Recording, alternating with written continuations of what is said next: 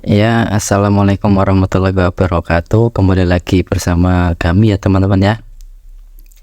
Kali ini kita akan melanjutkan dari video sebelumnya, yaitu kita masih berada di topik Pancasila. Ya, kita kupas tuntas teman-teman ya, topik Pancasila kita selesaikan sampai betul-betul paham mengenai Pancasila. Nanti baru kita ke topik atau materi selanjutnya. Oke teman-teman, langsung saja kita bahas soalnya. Yang pertama, adanya unsur pemersatu di antara warga negara Indonesia dengan semangat rela berkorban dan menempatkan kepentingan bangsa dan negara di atas kepentingan pribadi atau golongan adalah contoh. Nah, menurut teman-teman jawabannya apa nih? Ingat, triknya adalah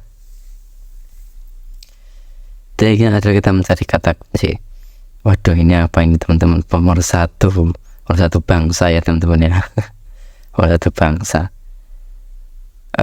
Ini ya, unsur pemersatu di antara warga negara Indonesia dengan semangat rela berkorban.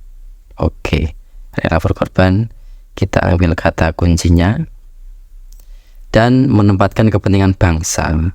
Artinya dia rela berkorban untuk kepentingan bangsa ya, bangsa dan negara di atas kepentingan pribadi. Artinya mengutamakan kepentingan negara. Oke, kita cari opsi yang paling mendekati ya teman-teman ya. A. Kebinekaan di Indonesia. Bolehlah ya, kita tandai dulu ya, kita cari jawaban yang lain, kita cek siapa tahu ada yang lebih mendekati. Hubungan Pancasila yang hierarkis dan piramidal. Ini jelas nggak mungkin ya teman-teman. Pancasila yang hierarkis dan piramidal. Hubungan antar sila dalam Pancasila. Ini terlalu itu ya teman-teman, terlalu komprehensif ya teman-teman. Nggak spesifik ya ke rela berkorban. Hubungan keadilan dengan Pancasila, ini juga di soal nggak ada menyinggung keadilan. Yang E, hubungan HAM dengan Pancasila. Menurut teman-teman ini masuk akal nggak? Mendekati nggak? Hubungan HAM dengan Pancasila, hak asasi manusia. Dengan semangat rela berkorban dan menempatkan kepentingan bangsa dan negara di atas kepentingan pribadi atau golongan. Kalau kebinekaan itu ya teman-teman ya, lebih tendensius ke tentang persatuan ya, tentang keberagaman. Oke ya, kalau untuk persatuan ini juga cukup itu ya, cukup terkait. Tapi kalau untuk keberagaman, untuk masalah kebinekaan kayaknya agak kurang. Sepertinya yang paling mendekati karena apa? Karena ini bicara HAM teman-teman, dia rela berkorban, nah kemudian menempatkan kepentingan bangsa dan negara di atas kepentingan pribadi. Ini udah ngomongin kemanusiaan, ini kemanusiaan tapi skalanya nasional, skalanya negara gitu ya teman-teman. Ini jadi pilihan yang paling tepat ya teman-teman. Ini memang contoh soal HOTS, jadi teman-teman jangan sampai terkecoh. Biasanya soal HOTS itu memang ada dua pilihan yang menjebak. Kayak ini contohnya, pilihan A dan pilihan E. Makanya ini yang agak menguras sedikit waktu dan pikiran, karena memang ini salah satu soal HOTS ya seperti ini. Teman-teman harus hati-hati. Ya, jawabannya E, sila persatuan Indonesia. Nah ini benar ya, ngomongin sila persatuan. Sila persatuan Indonesia mengamanatkan adanya unsur pemersatu di antara warga negara Indonesia dengan semangat rela berkorban dan menempatkan kepentingan bangsa dan negara di atas kepentingan pribadi atau golongan. Hal ini sesuai dengan prinsip HAM tentang pergaulan sesama manusia dalam semangat persaudaraan, menunjukkan hubungan HAM dengan Pancasila. Nah seperti tadi yang saya bilang ya, ini ngomongin tentang kemanusiaan ya, jadi sesuai ya. Ini merupakan penjabaran dari itu teman-teman, dari sila ketiga, sila persatuan.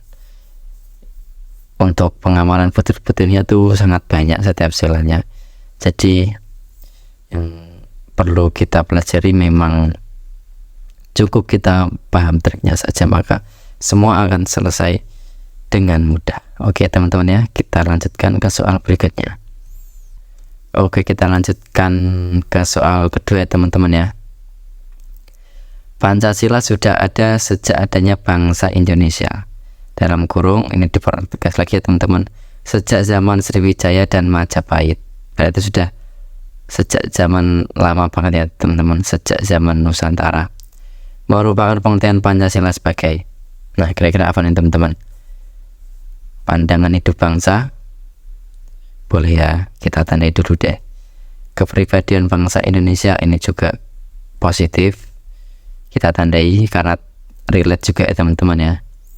Yang namanya kepribadian, yang namanya pandangan hidup, itu sudah pasti sudah ada sejak zaman dulu.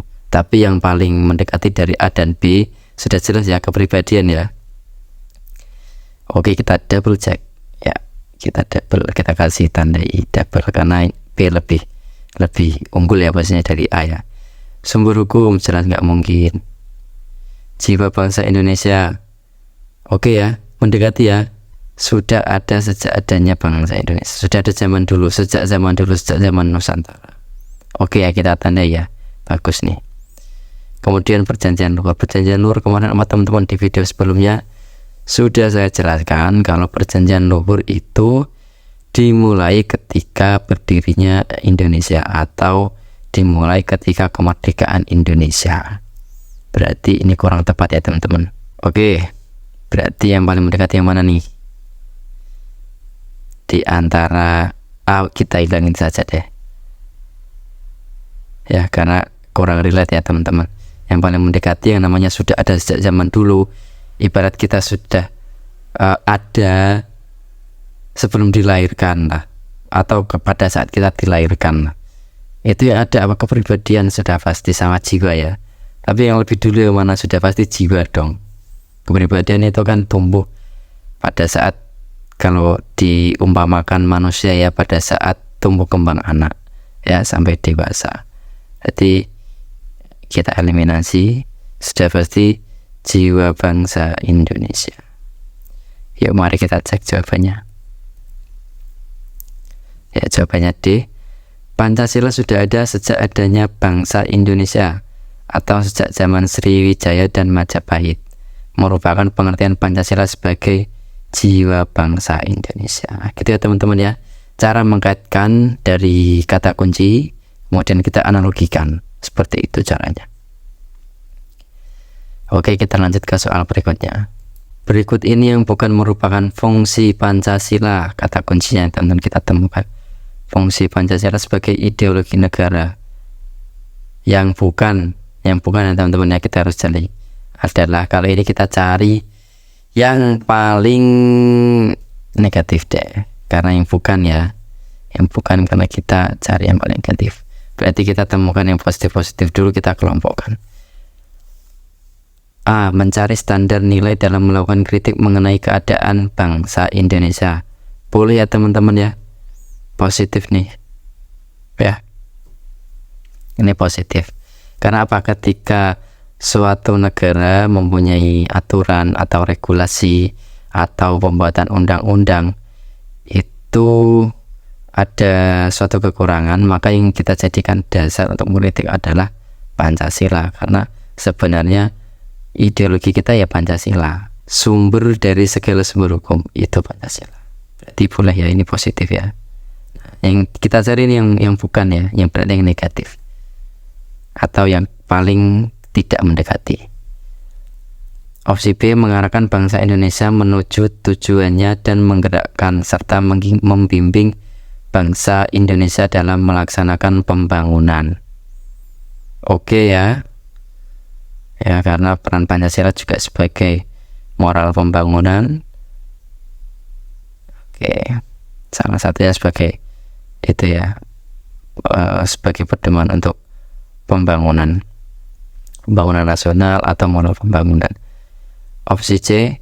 Menjaga perdamaian dan menggerakkan perekonomian dengan sistem ekonomi kerakyatan. Ini agak kurang sesuai teman-teman ya. Menjaga perdamaian dengan menggerakkan perekonomian agak kurang relate ya antara perdamaian dengan ekonomi. Karena biasanya kalau berbicara perdamaian itu relate-nya dengan persatuan ya. Kalau berbicara perekonomian itu relate-nya dengan keadilan sosial. Itu ya teman-teman ya. Ini kurang sesuai. Memelihara dan mengembangkan identitas bangsa sebagai dorongan dalam pembentukan karakter bangsa berdasarkan Pancasila, ini juga bagus. Memperkokoh persatuan bangsa karena bangsa Indonesia adalah bangsa yang majemuk, ini juga bagus. Ini ada kaitannya dengan sila ketiga.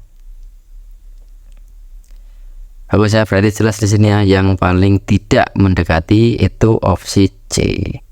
Yang karena itu yang bukan. Oke ya. Mari kita cek jawabannya. Jawabannya aja teman-teman ya. Fungsi Pancasila sebagai ideologi negara yaitu menjadi standar nilai dalam melakukan kritik mengenai keadaan bangsa Indonesia. Ini ada di opsi tadi ya teman-teman, di opsi soal ini ada juga. Mengarahkan bangsa Indonesia menuju tujuannya dan menggerakkan serta membimbing bangsa Indonesia dalam melaksanakan pembangunan. Ini juga ada teman-teman ya di opsi B. Kemudian memelihara dan mengembangkan identitas bangsa sebagai dorongan dalam pembentukan karakter bangsa berdasarkan Pancasila. Ini juga, ini sebenarnya kalau kita jabarkan ini ada semua. Di opsi ini ada semua. Nah yang enggak ada ya ini yang opsi C ini. Makanya kita pakai saja penalaran daripada kita menghafalkan fungsi Pancasila sebagai ideologi, terlalu panjang ya. Full penalaran akan lebih mudah ya. Full penalaran lebih mudah. Oke, kita lanjut ke soal berikutnya. Perbedaan Pancasila dengan ideologi lain dalam aspek hukum adalah, oke, kata kuncinya apa? Perbedaan ideologi ya teman-teman ya. Perbedaan ideologi. Kemudian aspek hukum ya. Ini kata kuncinya. Nah, kita cek opsinya nih. Menurut teman-teman apa nih jawabannya? Yuk. Sudah menentukan jawaban? Kita cek satu-satu opsinya. Hukum untuk melindungi individu dan politik melindungi individu. Kurang sesuai teman-teman ya, karena politik kesannya agak miring ya kalau kita berbicara politik. Agak negatif. Oke, kita coret saja. Hukum menjunjung tinggi keadilan dan keberadaban dalam hal individu dan masyarakat. Nah ini udah pasti sih. Sudah pasti ini jawabannya, tapi kalau teman-teman mau ngecek ya boleh. Tapi kalau teman-teman misal ya di ujian TWK SKD CPNS nanti, kalau memang sudah menemukan jawaban yang dirasa yakin, langsung saja pilih jawabannya ya. Langsung saja nggak apa-apa. Tapi kalau masih belum yakin atau masih punya banyak waktu, ya nggak apa-apa. Kita coba baca opsi-opsi yang lain, siapa tahu ada yang lebih mendekati. Gitu ya teman-teman ya. Oke, kita cek dulu sekalian deh. Hukum diutamakan untuk kebersamaan masyarakat memiliki kedudukan yang sama dengan negara. Ya, masyarakat kedudukannya sama dengan negara jelas enggak dong ya. Hukum secara mutlak dikuasai oleh satu golongan, dan jelas enggak. Hukum milik bersama dan tidak ada pembatasan dengan agama. Ini juga enggak ya, konotasinya terlalu keras ya teman-teman ya. Oke, kita jawab ya. Kita cek jawabannya. Nah, perbedaan Pancasila dengan ideologi lain dalam aspek hukum adalah dengan adanya demokrasi Pancasila. Hukum ada untuk menjunjung tinggi keadilan dan keberadaban dalam hal individu dan masyarakat. Jelas ya teman-teman ya, hal individu dan masyarakat. Jawabannya B sesuai. Oke, ini ada PR buat teman-teman untuk mengelaborasi pemahaman pada pertemuan kali ini. Ya, Silakan nanti teman-teman jawab ya, jawab di kolom komentar. Tidak bermewah-mewahan dan bersikap hemat adalah contoh pengamalan sila ke. Sila ke berapa nih teman-teman? Kalau teman-teman mengikuti video ini dari awal, pasti tahu caranya seperti apa ketika kita mengidentifikasi tentang pengamalan Pancasila dari sila pertama sampai sila kelima. Gitu ya teman-teman ya. Coba teman-teman jawab di kolom komentar. Jawabannya apa? Dituliskan di kolom komentar, nanti akan saya cek benar tidaknya. Oke teman-teman, sampai di sini dulu pertemuan kita. Semoga bermanfaat dan jangan lupa subscribe buat dukungan ke channel ini ya teman-teman. Terima kasih. Wassalamualaikum warahmatullahi wabarakatuh.